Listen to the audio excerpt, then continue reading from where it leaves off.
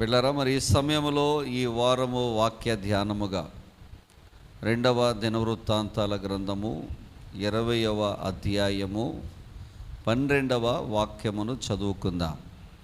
దేవా, నీవు వారికి తీర్పు తీర్చవా? మా మీదకు వచ్చు ఈ గొప్ప సైన్యముతో యుద్ధము చేయుటకు మాకు శక్తి చాలదు.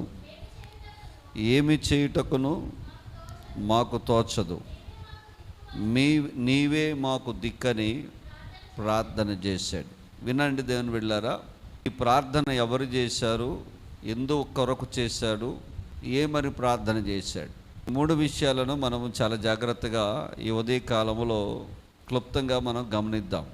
ఈ ప్రార్థన చేసిన వ్యక్తి పేరు ఏం పేరంటే యెహోషువాపాతు. ఇతను ఇశ్రాయేలు రాజ్యము 2 భాగాలుగా అయిన తరువాత దక్షిణ రాజ్యమైనటువంటి యూదా రాజ్యానికి రాజుగా ఉన్నటువంటి ఈ యొక్క యెహోషువాపాతు. యెహోషువాపాతు యొక్క నాన్నగారి పేరేమో ఆసా. ఈ ఆసా కూడా మంచి రాజుగానే పేరు గడించాడు, కానీ అతని ఆఖరి దశలో దేవునికి వ్యతిరేకమైన పని చేయడం వల్ల అతని కాలులో ఒక జబ్బు పుట్టి ఆ జబ్బు వల్ల అతను మరణించాడు. అతని స్థానంలో యెహోషువాపాతు రాజు అయ్యాడు. ఈ యెహోషువాపాతు రాజు అయిన తరువాత ఇతను చేసిన మంచి 2 పనులు ఏమిటంటే, యూదా దేశమంతా కూడా దేవుని వాక్యమును ప్రకటించగలిగిన, దేవుని వాక్యమును నేర్పించగలిగిన లేవీలను ఏర్పాటు చేసి, ఆయన బెర్షా మొదలుకొని ఎఫ్రాయిము దాకా ఏం చేశాడంటే ప్రతి ఒక్కరికి కూడా దేవుని వాక్యాన్ని నేర్పించాడు, ధర్మశాస్త్రాన్ని నేర్పించాడు. రెండవది అతను చేసిన పని ఏమిటంటే, ఆయనే స్వయముగా ఆయా ప్రాంతాల్లో తిరిగి జనులందరి హృదయాన్ని కూడా దేవుని తట్టు తిప్పినటువంటి గొప్ప దైవభక్తి కలిగినటువంటి రాజు. ఇతను దేవుడితన్ని స్థిరపరిచిన తరువాత, దేవుడితన్ని ఆశీర్వదించిన తరువాత ఇశ్రాయేలు రాజు అయినటువంటి ఆహాబుతో ఇతను ఏం చేస్తాడంటే వియ్యం అందుకుంటాడు. ఆహాబ్ అనే రాజు ఇశ్రాయేలు రాజులందరిలోకెల్లా మహా దుర్మార్గుడు, విగ్రహారాధికుడు, దేవునికి వ్యతిరేకంగా బ్రతికినవాడు. అలాంటి వానితో వియ్యమందిన తర్వాత ఈ యొక్క యెహోషువాపాతుకి కొన్ని కష్టాలు వస్తాయి. ఒక దైవజనుడు చేత యెహోషువాపాతు హెచ్చరించబడతాడు. హెచ్చరించబడిన తర్వాత తన దేశానికి తిరిగి వచ్చిన తర్వాత 3 దేశాలకు సంబంధించినటువంటి రాజులు, 3 సైన్యాలు ఒకేసారి ఏకదాటిగా ఎవరి మీదకి యుద్ధానికి వచ్చాయంటే యెహోషువాపాతు మీదకి యుద్ధానికి వచ్చాయి. అదే మనము 20వ అధ్యాయం 1-2 వచనాలు చూస్తే అందులో మనకు కనపడుతుంది. ఈ యెహోషువాపాతు మీదకి ఎవరెవరు వచ్చారట అని అంటే, మోయాబీలు వచ్చారు, అమ్మోనీయులు వచ్చారు, మెయోనీయులు కూడా వచ్చారు. వీళ్ళు 3 సైన్యాలు ఒకేసారి ఎవరి మీదకి దండెత్తుకొచ్చారంటే యెహోషువాపాతు మీదకి దండెత్తుకొచ్చారు. ఈ యెహోషువాపాతు మీదకి ఎప్పుడైతే దండెత్తుకొచ్చారో, యెహోషువాపాతుకి ఏమి చెయ్యాలో తెలియనప్పుడు, ఏమి చెయ్యాలో చేతగానప్పుడు అతను కొన్ని పనులు చేశాడు. మన కుటుంబాలను కానీ, మన వ్యక్తిగత జీవితాల్లో కానీ ముప్పేట సాతానుగాడు దాడి చేసినప్పుడు మనకి ఏమి చెయ్యాలో తెలియనప్పుడు యెహోషువాపాతు ఏమి చేశాడో అది కూడా మనము చేస్తే గనక దేవుడు మనకు విజయాన్ని దేవుడు అనుగ్రహిస్తాడు. స్తోత్రం కలుగునుగాక. హల్లెలూయా. ఇంతగా యెహోషువాపాతు ఏం చేశాడు అని మనం ఆలోచన చేస్తే 4 విషయాలను ఈ ఉదయకాల సమయంలో నేను మీకు వివరించాలని ఆశపడుతూ ఉన్నాను. ఏం చేశాడు యెహోషువాపాతు అంటే, ఎప్పుడైతే సైన్యము అతని మీదకు వచ్చిందో, ఎప్పుడైతే శత్రువులు 3 రాజ్యాలు ఏకమై ఒకని మీదకు వచ్చాయో, అతను చేసిన మొట్టమొదటి పని ఏంటంటే, దేవుని బిడ్డలారా చదువుదామా ఒక్కసారి, 4వ వచనం చదవండి. యోదావారు యెహోవా వలన సహాయము వేడుకొనుటకై కూడుకొనిరి. యెహోవా యొద్ద విచారించుటకు యోధా పట్టణములన్నిటిలో నుండి జనులు వచ్చిరి. యెహోషువపాతు యెహోవా మందిరములో క్రొత్త సాల ఎదుట సమాజముగా కూడిన యెరూషలేముల జనుల మధ్యను ఆయన ఏం చేశాడట? నిలబడ్డాడు. మనం ఏం చెయ్యాలో తెలియనప్పుడు దేవుని బిడ్డలారా, మొట్టమొదటిగా యెహోషువపాతు చేసిన పని ఏమిటంటే, యోధా రాజ్యములో ఉన్న వారందరినీ, యెరూషలేములో ఉన్న వారందరినీ ఏం చేశాడట? సమాజముగా ఆయన ఏం చేశాడట? పోగేశాడట. మన జీవితంలో జాగ్రత్తగా గమనించండి, ఏదైనా కష్టము కానీ, బాధ కానీ, ఏదైనా ఇబ్బంది కానీ, శోధన కానీ మనకు ఎదురైనప్పుడు ఒంటరిగా ఉండకూడదు. ఒంటరిగా ఉంటే సాతానుగాడికి మనం ఏం చేస్తామంటే వాడికి అవకాశం ఇస్తాం. సాతానుగాడికి అవకాశం ఇస్తాం. మన ఆలోచనలు సాతానుగాడు వశం చేసుకుంటాడు. మన కార్యాలు, మన క్రియలు సాతానుగాడు వశం చేసుకుంటాడు. ఆ ఒంటరిగా ఉన్నప్పుడు వాడు చెప్పే ప్రతి ఆలోచన మనం లోబడిపోతూ ఉంటాం దేవుని బిడ్డలారా. అందుకని యెహోషువపాతు ఏం చేశారంటే, ఈ జనులందరినీ సమాజముగా ఆయన ఏం చేశారంటే కూడబెట్టాడు. సంఘము అంటే కూడా అంతే కదండి. సంఘం అంటే ఏదో ఒక వ్యక్తి అంటే సంఘము కాదు. నా ప్రభు అన్నారు, ఎక్కడైతే నా నామాన్ని 2-3 కూడి ఉంటారో వారి మధ్యలో ఆయన ఉంటానన్నాడు. పోయిన వారమే చెప్పాను, ఎక్లేషియా అనగా చీకటిలో నుండి ఆశ్చర్యకరమైన వెలుగులోనికి పిలువబడిన వాని గుణాతిశయములను ప్రచురము చేయ నిమిత్తము ఏర్పరచబడ్డ రాజులైన యాజక సమూహమును దేవుని సొత్తైన ప్రజలై ఉన్నారు. అంటే సంఘము అనగా సమాజముగా కూడుకుని వారని అర్థం. సంఘము అనగా సహవాసముతో ఉండువారని అర్థము. సంఘము అనగా దేవుని బిడ్డలారా పరిశుద్ధులుగా ఉండి మనందరము ఒక చోట కూడుకుని వారని అర్థము. ఇంటిలో కూర్చుని నేను సంఘం అంటే కుదరదండి. ఒంటరిగా ఉండి నేను సంఘం అంటే కుదరదండి. సంఘము అంటే అనగా అందరము సమాజముగా కూడుకోవాలి. మరి ఈ సమాజంగా కూడుకుంటే ఏం జరుగుద్ది? ఈ సమాజముగా కూడుకున్నప్పుడే దేవుడు కొన్ని ఉపాయములను దేవుడు ప్రక్కవారి ద్వారా దేవుడు మనకు అనుగ్రహిస్తాడు. కొన్ని ఆలోచనలు దేవుడు మనకు అనుగ్రహిస్తాడు. లేదా దేవుని వాక్యము ద్వారా దేవుడు కొన్ని సంగతులను మనకు తెలియజేస్తాడు. లేదా పక్కవారు మాటల ద్వారా కొన్ని యొక్క తలంపులను దేవుడు మనకు అనుగ్రహిస్తాడు. ఈ సమాజముగా కూడుకోవడం అనేది చాలా శ్రేష్టమైన సంగతి. చాలామంది సైంటిస్టులు ఏమని చెప్తారంటే, ఒక వ్యక్తిని మనం శిక్షించాలంటే వాడిని ఒంటరిగా వదిలిపెట్టాలట. జైల్లో ఎందుకు పెడతారండి? జైల్లో ఒంటరిగా ఎందుకు పెడతారు అతన్ని సమాజం నుంచి దూరం చేసి ఒక గదిలో పెట్టి, దానికి ఊసలున్న గదిలో పెట్టి అతన్ని ఒంటరిగా ఎందుకు పెడతారంటే, అతను సమాజం నుంచి ఎప్పుడైతే వేరు చేయబడ్డాడో, ఒంటరిగా గదిలో నివాసం చేస్తూ ఉన్నాడో అతనికి అనిపిస్తుందట ఒంటరి బతుకు చాలా కష్టమైనది, ఇలాంటి పని నేను చేయకుండా ఉండాల్సిందన్న పశ్చాత్తాపము ఆ గదిలోకి వెళ్ళిన తర్వాత ఒంటరి బ్రతుకులు అతను కలుగుద్దటండి. సమాజముగా కూడిన వారిలో ఉన్నటువంటి ఆనందము కంటే, సమాజములో కూడినటువంటి వారు ఉన్న సంతోషముగా ఉండుట కంటే, ఒంటరిగా ఉన్నవారంటే చాలామంది నిరాశ నిస్పృహలకు గురవుతారట. ఒంటరిగా ఉన్నవారు చాలామంది ఆత్మహత్యలకు పాల్పడతారట. ఒంటరిగా ఉన్నవారు చాలామంది ఏమీ చెయ్యలేని పరిస్థితిలోకి వెళ్ళిపోతారట. అందుకనే దేవుని వాక్యం సెలవిస్తుంది, ఈ యొక్క సమాజముగా మనం అందరం ఏం చేయాలట? కూడుకోవాలి. చూడండి, హెబ్రీ రాసిన పత్రిక 10వ అధ్యాయము 24-25 వచనాలు ఒకసారి మనం చూస్తే, అందులో పౌలు భక్తుడు అంటాడు, మీరు కొందరు చెప్పినట్లుగా మీరు సమాజముగా కూడుకొనుట మీరేం చేయకూడదు అన్నాడు. ఆయన మానవద్దని చెప్పాడు. ఈ ధర్మశాస్త్ర గ్రంథములో కూడా లేవియా కాండము 23వ అధ్యాయము 7వ వచనములో కూడా ఈ మాట చెప్పబడింది, మీరు ప్రతి దినమున మీరు పరిశుద్ధ సంఘముగా కూడవలను. దేవునికి స్తోత్రం కలుగునుగాక. ఏం జనమున పరిశుద్ధ సంఘముగా మనం ఏం చేయాలట? కూడవలను. పౌలు అంటాడు, కొందరు చెప్పినట్లుగా సమాజముగా కూడుకోకుండా మీరు మానవద్దంటాడు. సమాజముగా కూడడం అనేది ఆశీర్వాదం.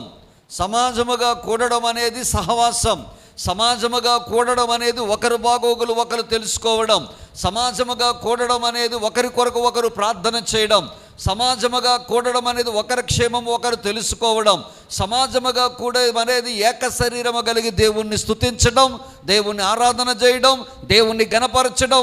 సమాజముగా కూడడం అనేది దేవుని బిడ్డలారా మనమందరము ఒక కుటుంబముగా దేవుని సన్నిధిలో నిలవబడ్డాం. స్తోత్రం కలుగునుగాక. హల్లెలూయా. యెహోషువపాతు చేసిన పని ఏమిటంటే దేవుని బిడ్డలారా, ఆయన మిలిటరీ వారిని గ్యాదర్ చేయలేదు, కమాండర్స్ని గ్యాదర్ చేయలేదు, లేదంటే ఇంకా అక్కడున్న సైనికులందరినీ గ్యాదర్ చేయలేదు. దేశంలో ఉన్న సామాన్య ప్రజలందరినీ కూడా సమాజముగా కూడబెట్టి అక్కడ అతను ఏం చేశాడంటే ప్రార్థన చేశాడట. స్తోత్రం కలుగునుగాక. హల్లెలూయా. సమస్య వచ్చినప్పుడు సమస్యను చూచి మనము దాక్కోకూడదు. సమస్య వచ్చినప్పుడు సమస్యను విడిచిపెట్టి మనం దూరంగా ఒంటరిగా వెళ్ళిపోకూడదు. సమస్య వచ్చినప్పుడు దేవుని బిడ్డలారా ఆ సమస్యలోనే మనం ఏం చేయాలంటే సమాజముగా కూడాలి. కూడితేనే దేవుడు ఒక గొప్ప కార్యం మన పట్ల జరిగిస్తాడు. స్తోత్రం కలుగునుగాక. హల్లెలూయా. చాలామంది అంటారు మనసు బాగోలేదండి మందిరానికి రాలేమంటారు.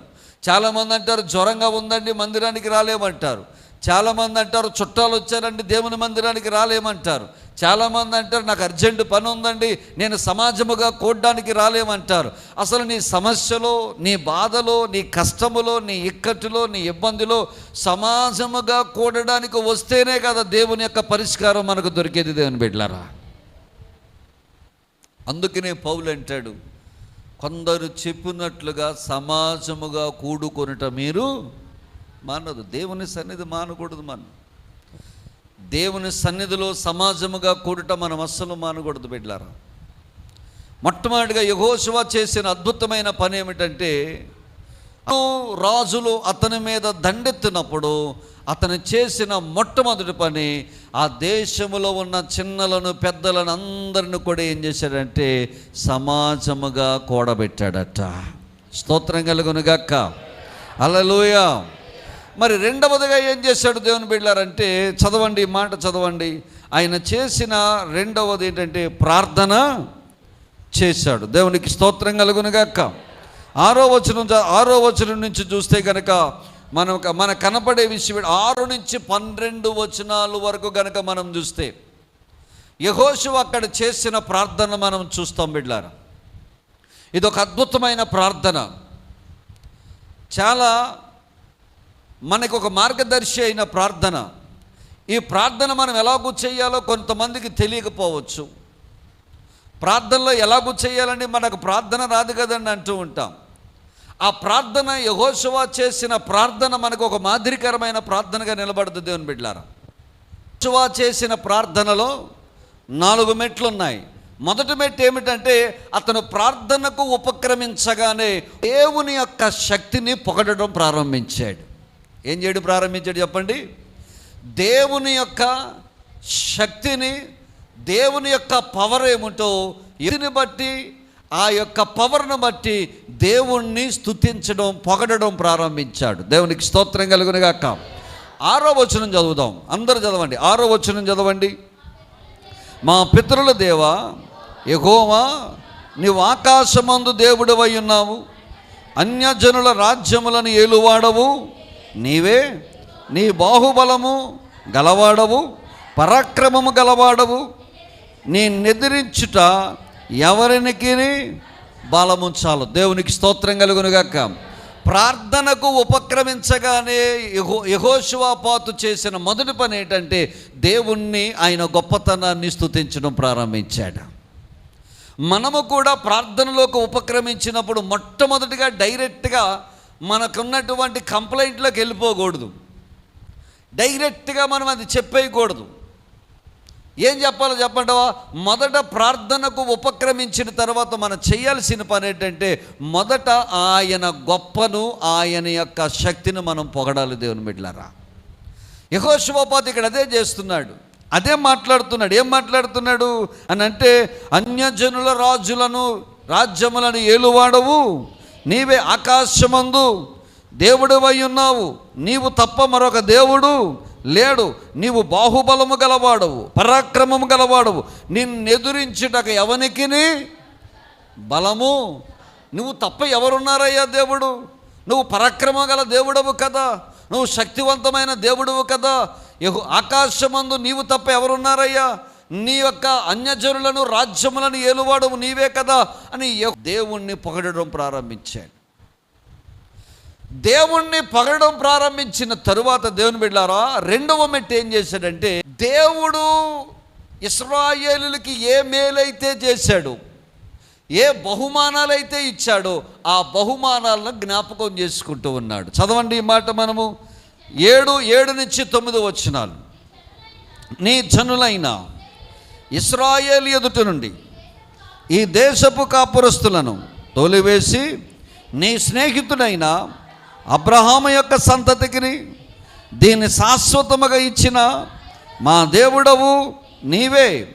వారందులో నివాసము చేసి కీడైనను యుద్ధమైనను తీర్పైనను తెగులైనను కరువైనను మా మీదకు వచ్చినప్పుడు మేము ఈ మందిరము ఎదుటను నీ ఎదుటను నిలువబడి మా శ్రమలో నీకు మొర్ర పెట్టిన ఎడల నీవు ఆలకించి మమ్ము రక్షించుదు అనుకొని ఇచ్చట నీ నామ ఘనత కొరకు ఈ పరిశుద్ధ స్థలమును కట్టించి ఈ పేరు ఈ మందిరముకు పెట్టబడును కదా అంటాడు.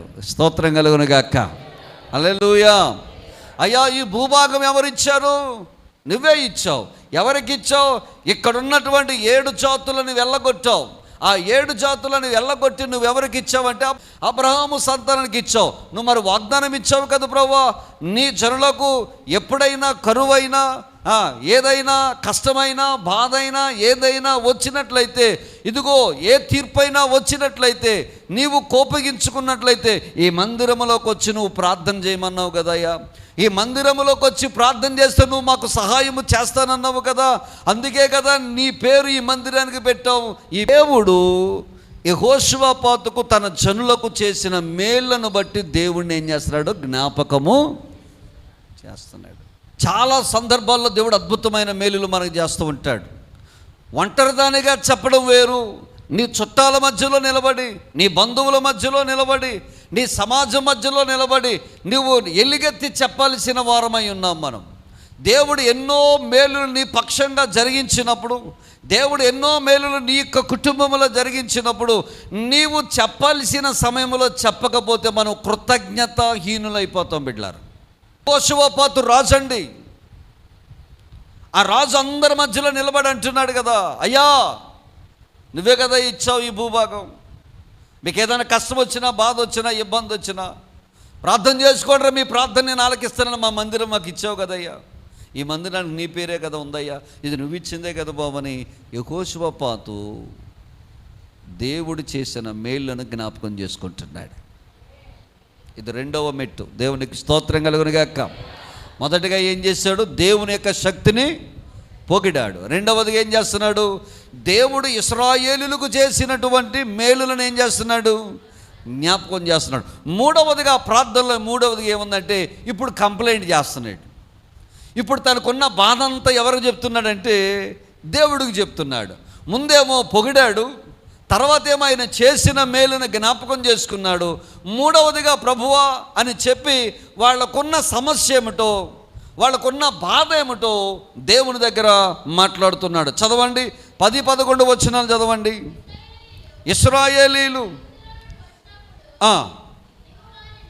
నీవు వారిని అమ్మోనీయులతోనూ మోయాబీలతోనూ శేయూరు మన్యవాసులతోనూ యుద్ధము చేయనీయలేదు గనుక ఇశ్రాయేలీలు వారిని నిర్మూలము చేయక వారి యొద్ద నుండి ఏం చేశాడు? తొలగిపోయిరి.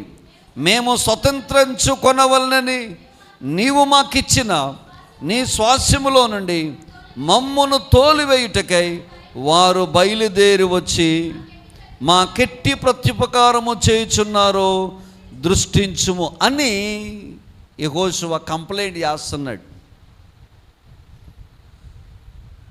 ఎవరి మీద కంప్లైంట్ చేస్తున్నాడు అని అంటే, ఎవరైతే ఆయన మీదకి యుద్ధానికి వచ్చారో, ఎవరైతే మోయాబీలు, ఇంకెవరండి, అమ్మోనీయులు, మెయోనీయులు, వీళ్ళ ముగ్గురు ఎవరైతే యెహోషువపాతు మీద యుద్ధానికి వచ్చారో ఒక్కసారి దేవునికి కంప్లైంట్ చేస్తున్నాడు. బాబు, మేము ఐగుప్తులో నుంచి బయలుదేరి వెళ్ళినప్పుడు, వాళ్ళ రాజ్యముల గుండా వెళుతున్నప్పుడు, వారి సరిహద్దుల గుండా వెళుతున్నప్పుడు నువ్వు మాటిచ్చావు, వారు యాషావు సంతానం, షేయూరు మన్యాన్ని నేను వాళ్ళకి ఇస్తానని నువ్వు చెప్పావు కదయ్యా. షేయూరు మన్యాన్ని వాళ్ళని ముట్టుకోవడానికి వీల్లేదు నువ్వు చెప్పావు కదయ్యా. నువ్వు మాట ఇచ్చావు కాబట్టి మేము ఏం చేసామంటే, వాళ్ళకి ఏ హాని చేయకుండా వాళ్ళని తప్పించుకుని మేము వెళ్ళిపోయాం. వాళ్ళకి మేము ఉపకారం చేస్తే ఇప్పుడు వాళ్ళు మాకేం చేస్తున్నారయ్యా, మమ్ములను నాశనము చేయడానికి వాళ్ళు ముగ్గురు ఏకమై మా మీదకి దండెత్తి వచ్చారయ్యా. మరి దృష్టించుము ప్రభు అని తనకున్న బాధంతా ఎవరికి చెప్తున్నాడంట, దేవుడికి చెప్తున్నాడు. దేవునికి స్తోత్రం కలుగునుగాక. హల్లెలూయా. మేలు చేశారు వీళ్ళు. మేలు చేసిన వారికి వీళ్ళు ఏం చేయడం ప్రారంభించారట, కీడు చేయడం ప్రారంభించారట. యెహోషువపాతు అంటాడు, వాళ్ళు అప్పుడే చంపేద్దాం ప్రభువా, కానీ నువ్వు అన్నావని మేమేం చేసాం, నువ్వు చంపొద్దన్నావని, వాళ్ళని ఆక్రమించుకోవద్దన్నావని, వాళ్ళు ఏ హాని చెయ్యొద్దన్నావని వాళ్ళు మేము వదిలిపెట్టాం ప్రభువా. కానీ ఈ రోజున వాళ్ళు మా మీద ఏం చేస్తున్నారు, వాళ్ళు మమ్మల్ని లేకుండా చేయడానికి, మమ్ములను నిర్మూలము చేయడానికి వాళ్ళు ముగ్గురు ఏకమై మా మీద దండెత్తుకొచ్చారు. ఒక్కసారి నువ్వేం చేయి ప్రభువా, మా యందు నీవు దృష్టించమంటున్నాడు. దేవునికి స్తోత్రం కలుగునుగాక. ఇశ్రాయేలీలు ఉపకారం చేస్తే వీళ్ళు ఏం చేశారట, అపకారం చేశారట. 4వదిగా దేవుని బిడ్డలారా ఏం చేసి 12వ వచనం, దేవుని సహాయము కొరకు ఆయన ఏం చేస్తున్నాడంటే ప్రార్థిస్తున్నాడు. మొట్టమొదటిగా తన ప్రార్థనలో మొట్టమొదటిగా ఏం చెప్పాడు చెప్పండి, ఆయన శక్తిని పొగిడాడు. రెండవదిగా ఆయన చేసిన మేళ్లను జ్ఞాపకం చేశాడు. మూడవదిగా వాళ్ళు చేసిన తప్పును, తన బాధను దేవునికి ఫిర్యాదు చేశాడు, చెప్పుకున్నాడు. 4వదిగా నీవు తప్ప మాకు సహాయం చేసేవాడు ఎవడూ లేడని దేవుని సహాయాన్ని కోరుతున్నాడు యెహోషువపాతు. స్తోత్రం కలుగునుగాక. ఇప్పుడు చదవండి, 12వ వచనం చదవండి, అందులో ఉంటుంది ఆ మాట, మా దేవా నీవు వారికి తీర్పు తీర్చవా, మా మీదకు వచ్చు ఈ గొప్ప సైన్యముతో యుద్ధము చేయుటకు మాకు శక్తి చాలదయ్యా, ఏమి చెయ్యాలో మాకు తోచటం లేదయ్యా, నీవే మాకు దిక్కు అని ప్రార్థన చేశాను. ఈ ప్రార్థన చాలా శ్రేష్టమైన ప్రార్థన. దేవునికి స్తోత్రం. ఏమి చెయ్యాలో మనకు తెలియనప్పుడు ఏం చేయాలంటే ఈ పనులు చేయాలి. ఏం చేయాలి, మొట్టమొదటిగా సమాజంగా కూడాలి. రెండవదిగా ఏం చేయాలి, ప్రార్థన చేయాలి. ప్రార్థనలో మనం ఏం చేయాలి, మొట్టమొదటిగా ఆయన గొప్పతనాన్ని పొగడాలి. రెండవదిగా ఆయన చేసిన, మన పట్ల ఆయన చేసిన మేళ్లను మనము జ్ఞాపకం చేసుకోవాలి. మూడవదిగా మనకున్న బాధంతా ఆయనకు చెప్పాలి. 4వదిగా మాకు సహాయము చేయి ప్రభు అని మనం ఏం చేయాలి, మనకి ఏం చేయాలో తెలియనప్పుడు, జరగాల్సిన కార్యం ఎలాగో జరగాలో మనకు అర్థం కానప్పుడు, ఈ సైన్యము మన మీద ముట్టనించినప్పుడు, శోధనలు మన మీద ముట్టనించినప్పుడు మనం చేయాల్సిన పని ఏమిటంటే ఈ 4 పనులు చేయాలి. ఈ 4 పనులతో పాటు దేవుని బిడ్డలారా, ఇప్పుడు 3వదిగా మనం చూస్తే వెంటనే దేవుడు ఏమిచ్చాడంటే, ఎప్పుడైతే యెహోషువ ప్రార్థన చేశాడో, ఎప్పుడైతే యెహోషువ సహాయము అర్థించాడో, వెంటనే దేవుడు ఏం చేశాడంట, తన వాక్కును పంపించాడట. దేవునికి స్తోత్రం కలుగునుగాక. చెప్పండి గట్టిగా. ఏం చేశాడు, తన వాగ్దానమును దేవుడు అనుగ్రహించాడట. ఏమనుగ్రహించాడు చెప్పండి, వాగ్దానం అనుగ్రహించాడని చెప్పండి. వాగ్దానము వేరు, కార్యము వేరు. మీకు చెప్తాను వినండి. యెహోషువపాతు ఎప్పుడైతే ఎలాగో ప్రార్థన చేశాడో, ప్రార్థన చేసిన వెంటనే దేవుడు చేసిన అద్భుతమైన కార్యం ఏంటంటే 13, 14 వచనాలు చూద్దాం.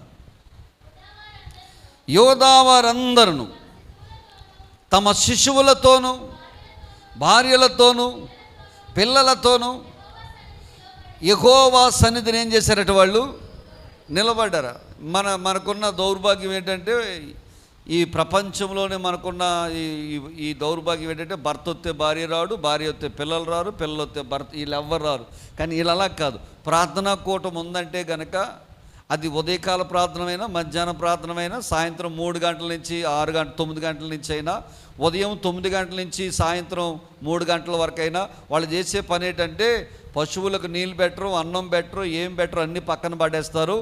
వాళ్ళు గర్భిణీ స్త్రీలైనా, పిల్లలైనా, భర్త అయినా, భార్య అయినా, వీళ్ళందరూ ఏం చేస్తారంటే సమాజంగా కూడుకుంటారు. సమాజంగా కూడుకున్న వాళ్ళకి మనకలాగా పరదా లేరు, కుర్చీ లేరు, ఫ్యాన్లు పెట్టరు, ఏం పెట్టరు. ఈ యొక్క శాస్త్రి అయిన వాడు లేదా ప్రధాన యాజకుడైన వాడు, దేవుని వాక్యము బోధించేవాడు మైదానంలో నిలబడతాడు. మైదానంలో నిలబడిన తర్వాత అతను గ్రంథము చేతబట్టుకుంటాడు.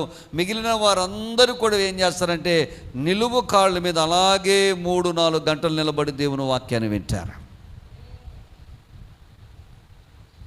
అది సమాజంగా కూడడం అంటే.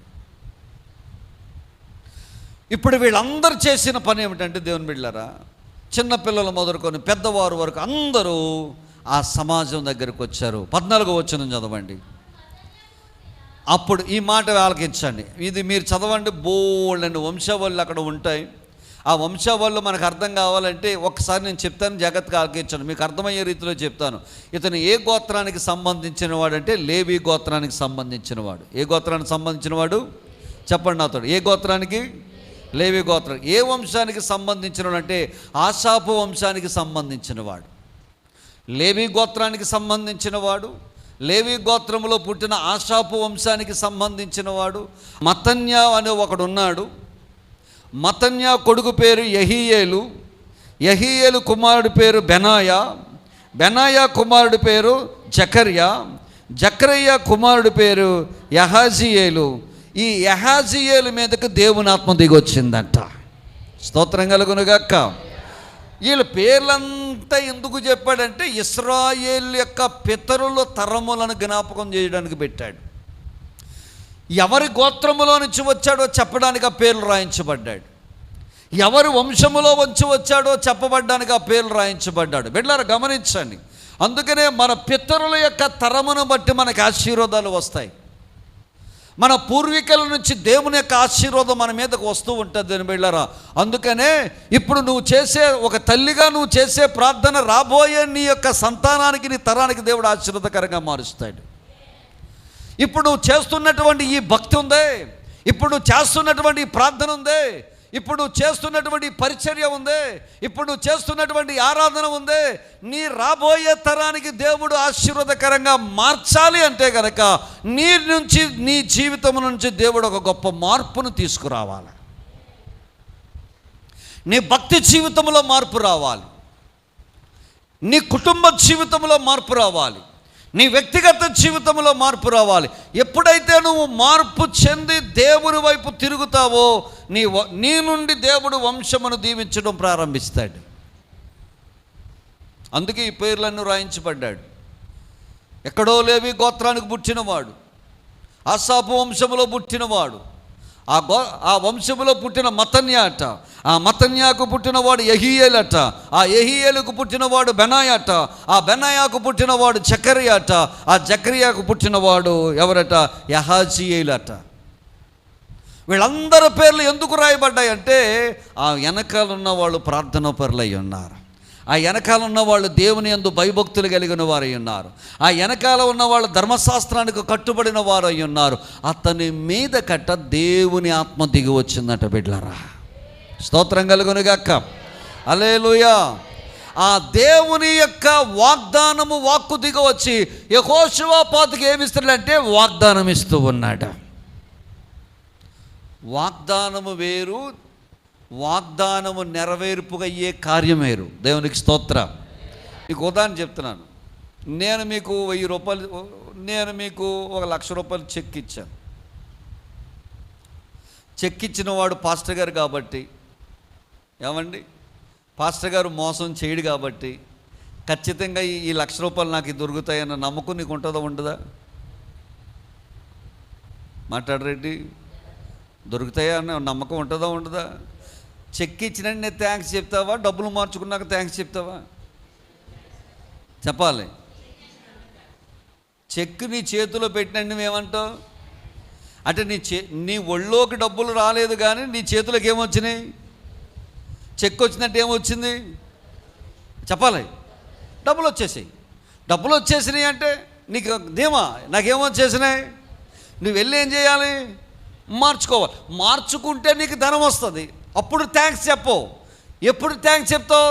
చెక్కు నీ చేతిలోకి రాగానే నువ్వేం చెప్తావు? థ్యాంక్స్ చెప్తా. అంటే చెక్కు నీ చేతిలో పడడం దాన్ని ఏమంటారంటే వాగ్దానం అంటాం. ఆ నెరవేర్పు జరిగే తర్వాత కార్యాన్ని దేవుడు జరిగిస్తాడు. ముందు ఇశ్రాయేలులకు అక్కడ యెహోషువపాతుకి ఇశ్రాయేలుకు దేవుడు ఏమి ఇచ్చాడంటే వాగ్దానం ఇచ్చాడు. ఎవరి ద్వారా వాగ్దానం ఇచ్చాడు అని అంటే యహాజీయేలు ద్వారా దేవుడు వాగ్దానం ఇచ్చాడు. ముందు దేవుడు వాగ్దానం ఇచ్చాడు. మీకు అర్థం కావాలంటే అబ్రహాముకి 75 సంవత్సరాల వయసు ఉన్నప్పుడు నీకు కుమారుని ఇస్తానని చెప్పాడు. అది వాగ్దానం. ఎప్పుడు ఇచ్చాడు? 100 సంవత్సరాలకి ఇచ్చాడు. వాగ్దానం ఇస్తానన్నవాడు నమ్మదగినవాడు. దేవునికి స్తోత్రం కలుగునుగాక. హల్లెలూయా. వాగ్దానం ఇస్తానన్నవాడు, వాగ్దానం అనేది నీకు ఇస్తే కనుక ఖచ్చితంగా నెరవేరుస్తాడన్న కార్యము దేవుని పక్షాన జరుగుద్ది. మనుషులు ఇస్తారు, ఇవ్వకపోవచ్చు. అందుకనే కీర్తనకారుడు మనుషులు నమ్ముట కంటే, గుర్రాలను నమ్ముట కంటే, రథములను నమ్ముట కంటే యెహోవాను ఆశ్రయించుట మేలన్నాడు. దేవుడు ఒక వాగ్దానం నీ పట్ల జరిగిస్తే గనక ముందైనా రేపైనా వెనకైనా ఆలస్యమైన ఖచ్చితంగా ఆయన జరిగిస్తాడు. ఎందుకంటే వాగ్దానం ఇచ్చిన వాడు నమ్మదగినవాడు. దేవునికి స్తోత్రం కలుగునుగాక. హల్లెలూయా. ఎప్పుడైతే దేవుడు మనకు వాగ్దానం ఇస్తాడో, వాగ్దానం ఇచ్చాలంటే ఖచ్చితంగా కార్యాన్ని దేవుడు ఏం చేస్తాడు? నెరవేరుస్తాడు. ఇప్పుడు వాగ్దానం ఎవరికి ఇస్తున్నాడు అంటే ఇశ్రాయేలు జనాంగానికి ఇస్తున్నాడు. ఎవరి ద్వారా ఇస్తున్నాడు? యెహజీయేలు ద్వారా ఇస్తున్నాడు. ఏమని ఇస్తున్నాడో చదవండి ఈసారి. యోధావారులారా, యెరూషలేము కాపురస్తులారా, యెహోషువపాతు రాజా, మీరందరూ ఆలకించుడి. యెహోవా సెలవిచ్చినది ఏమనగా, ఈ గొప్ప సైన్యమునకు మీరు ఏం చేయొద్దు అన్నాడైనా? భయపడొద్దు, జడియకుడి. ఈ యుద్ధము మీరు కాదు, దేవుడే జరిగించును. దేవునికి స్తోత్రం కలుగును గాక. చూసారా, ఒక పాట బాగా పాపులర్ అయిపోయింది. ఏ పాట అది? యుద్ధము. ఆ మాట ఎక్కడి నుంచే తీసుకోబడింది. ఆ వాక్యం ఎక్కడి నుంచే తీసుకోబడింది. ఏమని చెప్పబడుతుంది దేవుని బిడ్డలారంటే, వినండి, జాగ్రత్తగా గమనించండి. యెహజీయేలు అంటున్నాడు, యెహోషువపాతు రాజా, ఇశ్రాయేలులారా, మీరు ఊరకనే నిలిచి ఉండండి. యుద్ధం ఎవరు చేస్తారట? చదవండి చదవండి చదవండి చదవండి. ఈ యుద్ధము మీరు కాదు, దేవుడే జరిగించును. రేపు వారి మీదకి పోవుడి, వారు జీజు అను ఎక్కుడు మార్గమున వచ్చెదరు. మీరు యెరూవేలు అరణ్యమందునున్న వాగు కొన దగ్గరకు వారిని కనుగొందురు. ఈ యుద్ధములో మీరు పోట్లాడవలసిన నిమిత్తము లేదు. యోధావారులారా, యెరూషలేము వారులారా, మీరు యుద్ధ పంక్తులు తీర్చి నిలువబడి మీతో కూడనున్న యెహోవా దయచేయు రక్షణను మీరు. దేవునికి స్తోత్రం కలుగునుగాక. హల్లెలూయా, హల్లెలూయా. ఇంకా కంటిన్యూ చేస్తే, భయపడకుడి, జడియకుడి, యెహోవా మీతో కూడా ఉండును. చాలండి, యెహోవా మీతో కూడా. ఈ వాగ్దానము ఇశ్రాయేలులకు యెహజీయేలు ద్వారా దేవుడిస్తూ ఉన్నాడు.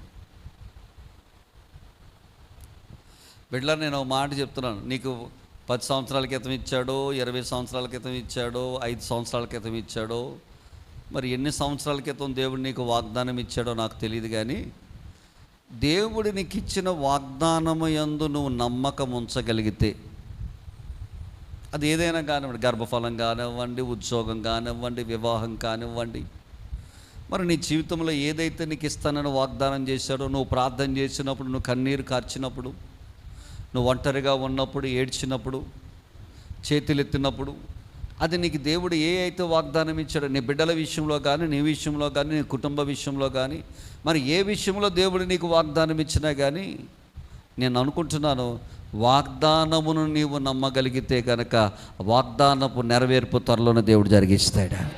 స్తోత్రం కలుగునుగాక. హల్లెలూయా. వాగ్దానం యొక్క నెరవేర్పును దేవుడు త్వరలోనే జరిగిస్తాడు. ఎందుకంటే వాగ్దానం ఇచ్చిన వాడు, ఈ ప్రపంచంలో మనం ఎవరిని నమ్మాల్సిన పని లేదు, ఒకే ఒక్కడిని నమ్మాలి, ఆయనే నా ప్రభువైన యేసుక్రీస్తు వారు. హల్లెలూయా. ఇప్పుడు వినండి, ఏమి చెయ్యాలో తెలియనప్పుడు యెహోషువపాతు చేసిన పనులు ఏమిటంటే, ఒకటి, అందరినీ సమాజంగా ఏం చేశాడు? సమకూర్చాడు. రెండవదిగా ఏం చేశాడు? ఆయన ప్రార్థన చేశాడు. ప్రార్థనలో మళ్ళీ 4 మెట్లు. ఒకటి, ప్రార్థనలో అతను చేసిన మొదటి మెట్టు ఏమిటి? దేవుని యొక్క శక్తిని ఆయన ఏం చేశాడు? పొగిడాడు. రెండవదిగా ఏం చేశాడు? దేవుడు ఇశ్రాయేలుల పట్ల చేసిన మేలులను జ్ఞాపకం చేశాడు.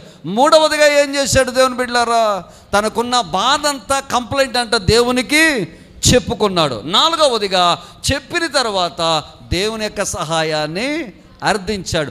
అర్థించిన తర్వాత దేవుడు చేసిన మూడవ పని ఏమిటంటే, ఆ మూడవ పాయింట్ ఏంటంటే దేవుని బిడ్డలారా, తన దాసుడైన యహాజీయేలు ద్వారా దేవుడు ఇశ్రాయేలుకు వాగ్దానం ఇచ్చాడు.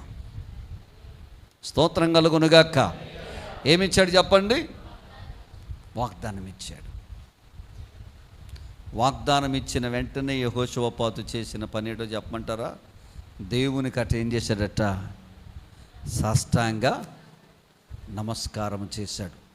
నాలుగవ పని, యెహోషువపాతు చేసిన నాలుగవ పని ఏంటంటే దేవుని బిడ్డలారా, దేవుడు ఏం చెప్పాడు యెహోషువపాతుతో? మీరు నిలచుండి చూడమన్నాడు. అంతేనా? యుద్ధం చేయమన్నాడు. నాలుగవది ఏంటంటే, వినండి, నయంగా చూడండి.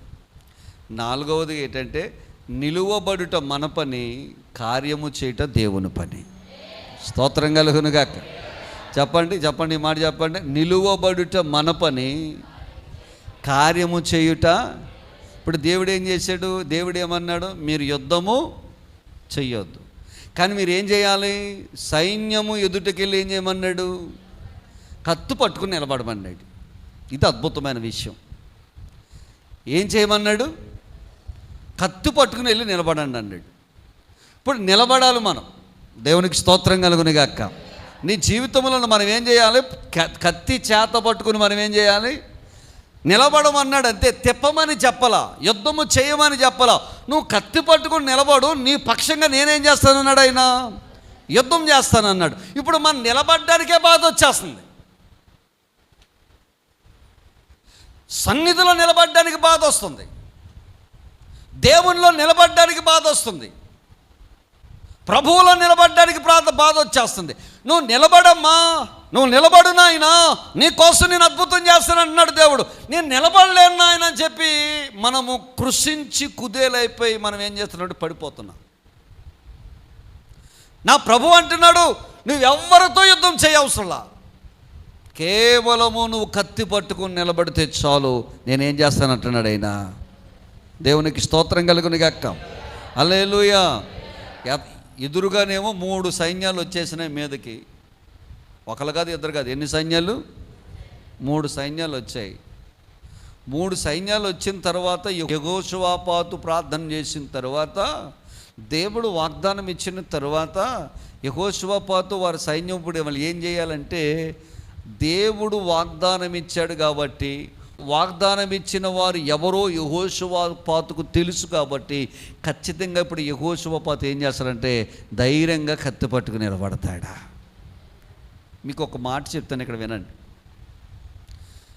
నువ్వు నమ్మిన దేవుడు ఎవరో నువ్వు పూర్తిగా తెలుసుకుంటే, ఆదివారం గుడికి వచ్చి పోవటం కాదు, చేతులెత్తిపోవటం కాదు, యేసయ్యను నువ్వు పూర్తిగా ఎక్స్పీరియన్స్ చేయగలిగితే, నీ హృదయాంతరంగములో నుంచి ఆయన నువ్వు అనుభవించగలిగితే, ఆయన హృదయం ఏమిటో, ఆయన పరిశుద్ధత ఏమిటో, ఆయన సర్వశక్తివంతమేమిటో నువ్వు తెలుసుకోగలిగితే, ఎలాంటి పరిస్థితుల్లోనైనా నిలబడడానికి మనం ఇష్టపడతామంట బిడ్డలారా. స్తోత్రం కలుగునుగాక. హల్లెలూయా, హల్లెలూయా. చెప్పండి, గట్టిగా చెప్పండి, దేవునికి స్తోత్రం కలుగునుగాక. హల్లెలూయా. ఆయన గురించి నీకు బాగా తెలిస్తే, ఆయన గురించి నువ్వు బాగా ఎక్స్పీరియన్స్ చేయగలిగితే, హృదయము నిండా ఆయన నింపుకోగలిగితే, అనుభవించగలిగితే, అది ఎలాంటి స్థితి అయినా ప్రభువు కొరకు నువ్వు నిలబడగలిగిన కృపను, ధైర్యమును దేవుడు నీకు అనుగ్రహిస్తాడట. ఎవరు పడిపోతారంటే, ఎవరు జారిపోతారంటే, ఎవరు పారిపోతారంటే, ఎవరు దాక్కుంటారంటే, ఎవరైతే వెనకడుగు వేస్తారు అంటే దేవుని బిడ్డలారా, దేవుని గురించి, ఆయన శక్తి గురించి తెలియని ప్రతి ఒక్కడు కూడా పిరికి బందవలే పారిపోతారు తప్ప, ఆయన గురించి తెలిసిన వాడు ఎవడైనా ధైర్యంగా నిలబడతాడా? అబ్రహాం ఎక్కడికి వెళ్ళాలో తెలియదు. అబ్రహాముకి ఎక్కడికి వెళ్ళాలో తెలియదు, కానీ మాట్లాడిన దేవుడు నాకు దొరికాడని అబ్రహాము అనుభవించాడు. అబ్రహామా, నేను చూపించి దేశానికి వెళ్ళమని చెప్పాడు దేవుడు.